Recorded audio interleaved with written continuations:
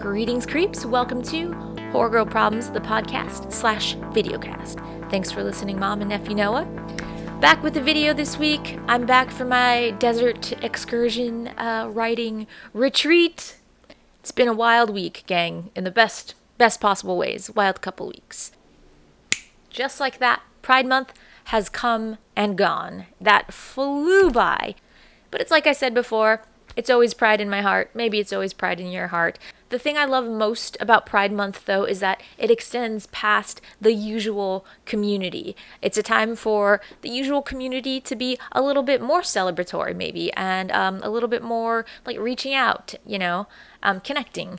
And for those that are not usually in the community, I feel like it's just this very warm, welcoming, hey, if you're one of us, welcome to the club. If that's a secret, that's fine. Secretly welcome to the club.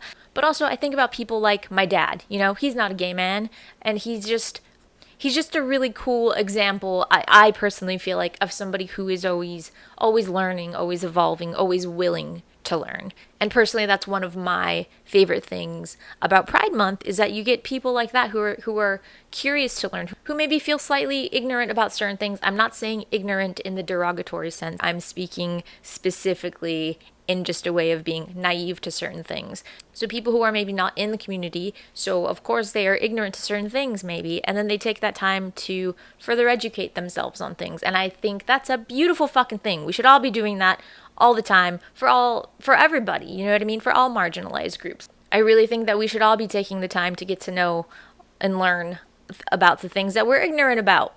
That's how we evolve. That's how we grow, and it's fucking awesome, and I love it. Couple of super cool things during Pride Month. Fangoria raised over $14,000 for charity. Gaily Dreadful, through their Gaily Helpful initiative, raised over $10,000. That's insane. That's amazing. That is so cool. The community came together in just these massive ways, and I just think that's fucking awesome. That's you, the community. Thank you to everybody who took time to donate, or even just took time to read articles, or just anything that was just kind of maybe outside of your realm. Maybe it is right up your alley, right up your realm. Maybe it was outside of your realm, maybe outside of your typical comfort zone. But yeah, anyone who's seeking that stuff out, I think that's great. For sure the most vulnerable I've ever publicly been.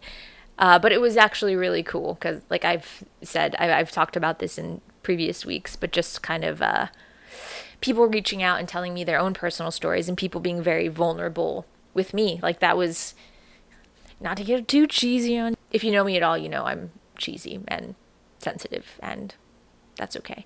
But yeah, that was such a gift to me. So thank you again to everyone that shared their stories with me. I thought it was really cool.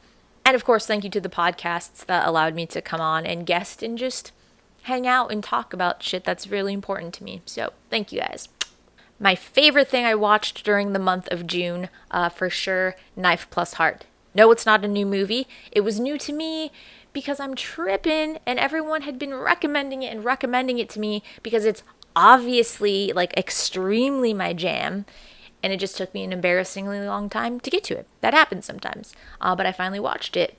And it's in my top favorites now. So if you don't know that one, check it out. Knife Plus Heart. I believe it's still on Shudder. I have been working quite hard behind the scenes on some very cool shit that I'm excited to share with you guys. I can't just yet. So I'm trying to lay low and keep my mouth shut in the meantime, because that's hard for me to do, because I just get so excited and I want to just blab it to you all. So hopefully I'll have some cool announcements for you quite soon. Maybe by the time you see this, I'll have already made some fun announcements. We'll see. But if not, they're coming, and I'm very excited to share it with you.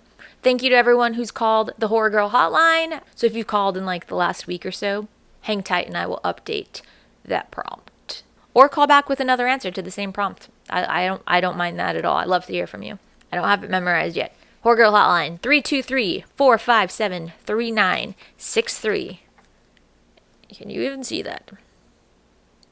There it is. Yeah, hit me up on that hotline.